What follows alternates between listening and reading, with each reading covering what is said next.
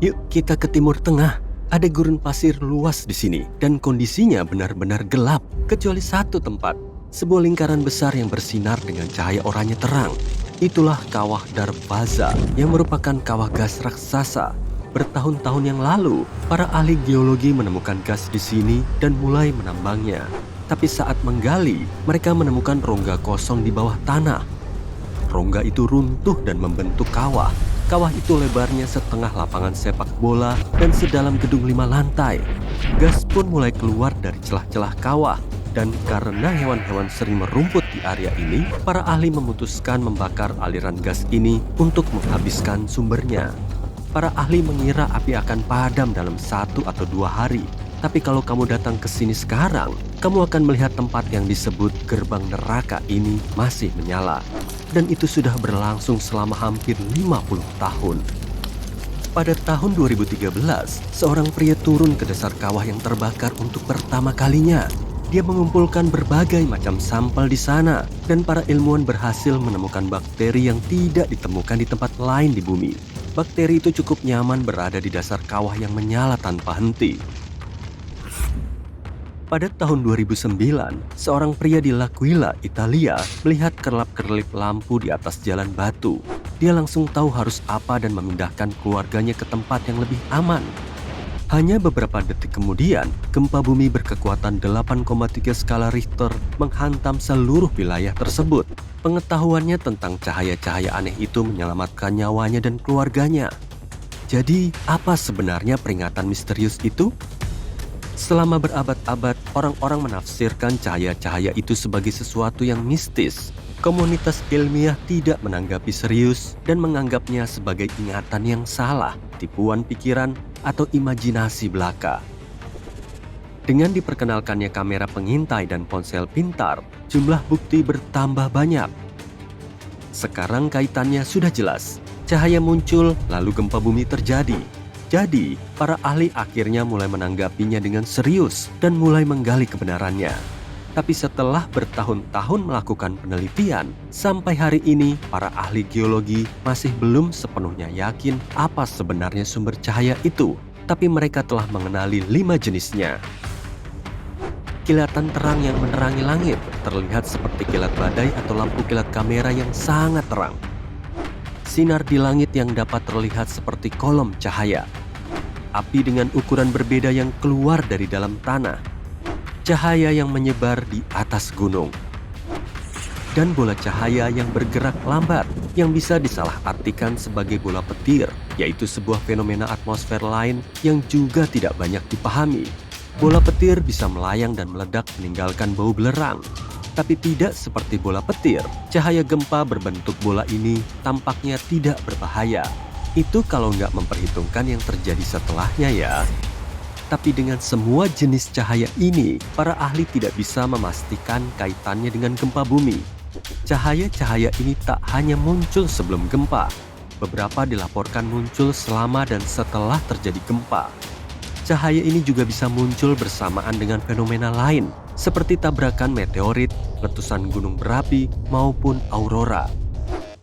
Untuk saat ini, para ilmuwan hanya bisa mengemukakan teori untuk menjelaskan hal-hal yang tidak bisa dijelaskan.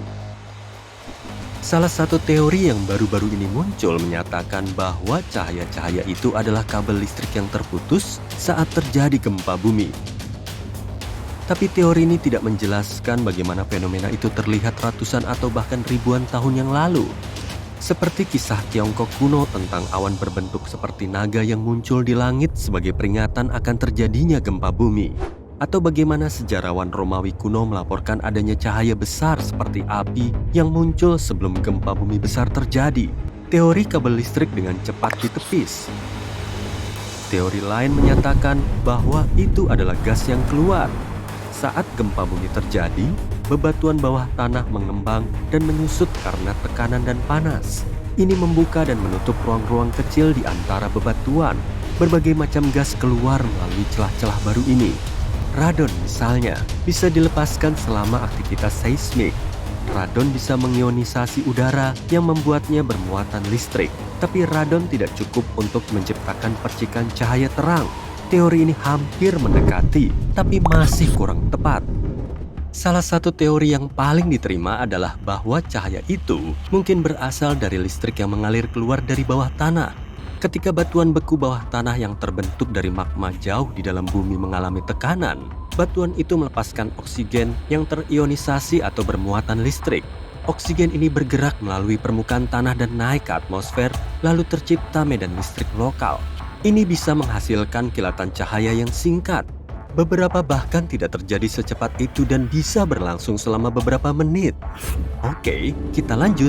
Kamu sudah mengemudi berjam-jam sepanjang malam. Kamu tidak sempat tidur, sehingga otakmu sudah kelelahan. Kamu menghentikan mobil dan keluar untuk meregangkan badan. Lalu, kamu memandang ke langit dan melihat matahari terbit yang indah. Hoi, tunggu. Ada 3 matahari di langit tuh. Kamu mengucek mata. Tapi masih ada 3 bintang terang di langit. Tidak, bintang induk kita tidak terbelah menjadi 3. Bintang ini juga tidak dikunjungi oleh 2 bintang lain. Ini disebut matahari semu. Peristiwa ini biasanya terjadi saat musim dingin yang sangat dingin. Kristal-kristal es kecil di langit membelokkan cahaya. Akibatnya, kamu akan melihat 3 titik terang di langit, bukan hanya 1. Fenomena ini secara resmi disebut halo. Biasanya, halo hanya berupa lingkaran di sekeliling matahari. Kamu juga bisa melihat halo di malam hari. Lihat saja lampu jalan dan kamu akan melihat lingkaran terang di sekelilingnya. Terkadang, halo bisa berbentuk lebih unik. Jika ada banyak es di udara, cahayanya akan semakin melengkung, persis seperti di ruangan berisi banyak cermin. Saat itu, halo bisa berbentuk seperti mata manusia. Karena fenomena ini, fajar palsu pun bisa terjadi. Sewaktu kita melihat cakrawala, fajar tengah menyingsing dan ujung matahari muncul. Sedikit lagi dan tunggu, matahari mulai menghilang di langit. Setelah beberapa saat, hari kembali gelap dan baru semenit kemudian, matahari yang sesungguhnya menampakkan diri. Itu adalah efek lengkungan cahaya yang sama seperti pada fenomena 3 matahari sebelumnya. Hanya saja, kali ini cahayanya melengkung secara vertikal, bukan horizontal. Dan alih-alih matahari yang sesungguhnya, yang tampak adalah pantulannya dalam kristal es di langit. Oke, lanjut.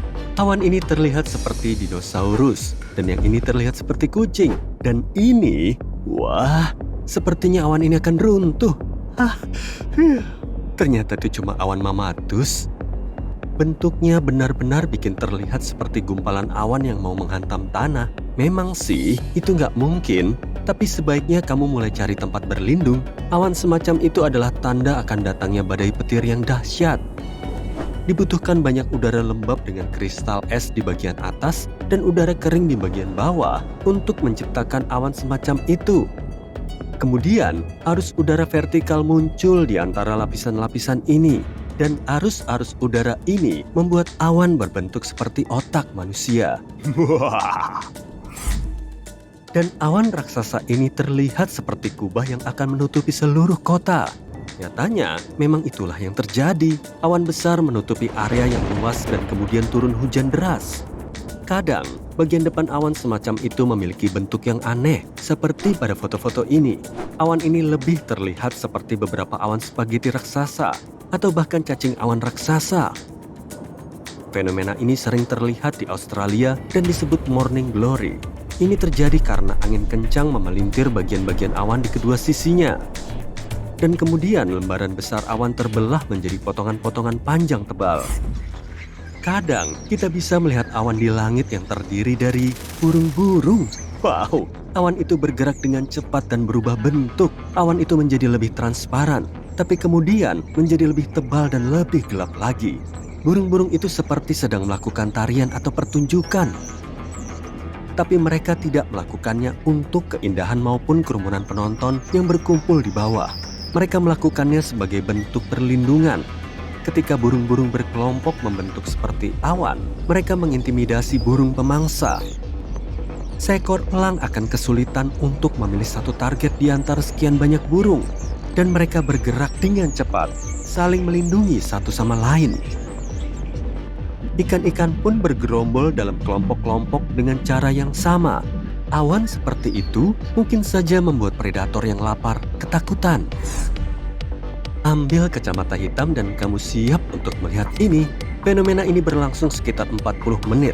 Ini adalah awan yang sama yang kadang bisa menimbulkan lingkaran menyeramkan di sekeliling bulan di malam hari. Alam mengirimkan tanda-tanda awal bencana dengan berbagai cara. Contohnya pohon berbentuk J yang bisa berarti akan terjadi tanah longsor. Karena tanah bergerak dengan lambat, pohon-pohonnya tumbuh menjadi bentuk yang sangat bagus untuk selfie. Cobalah untuk mencari area yang datar dan hindari mendekati pohon apapun, kecuali jika kamu punya kekuatan super.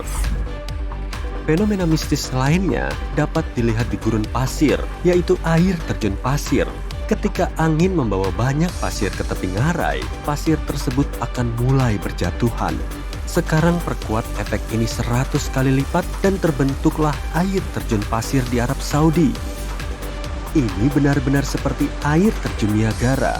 Hanya saja tidak ada air setetes pun. Penduduk setempat mengatakan bahwa fenomena ini merupakan pertanda akan datangnya badai pasir.